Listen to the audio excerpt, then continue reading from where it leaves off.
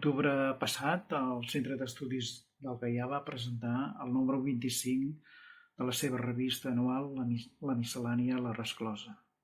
25 anys de centre d'estudis i 25 anys de rescloses, com diem nosaltres. En aquest cas, el número presenta diversos articles, entre ells una reflexió sobre els 25 anys del centre d'estudis i dels 25 números de La Resclosa. Seguidament, un article sobre el desgavell hídric del riu Gaià, els èxits i fracassos, de Narcís Carulla i Joan Díaz. També insistim en el tema hidràulic amb l'article El sistema hidràulic de Santa Coloma de Queralt, de Josep Maria Mateu i Isaura Soler.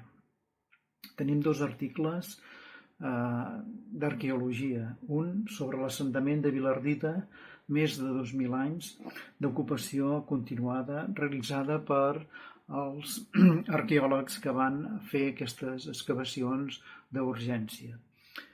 Després tenim l'article Senyories, drets i rentes del llinatge tamarit de Rodonyà entre els segles XIV i XVIII d'Isidre Pastor. Seguim amb l'altre article sobre arqueologia, que és sobre la fossa de la Guerra Civil al cementiri de Salomó, també realitzat per als arqueòlegs que van efectuar aquesta excavació. I acabem amb un article de Magí Sunyer, d'Aquí estan lírica i èpica de Josep Santasmasses Llilvé.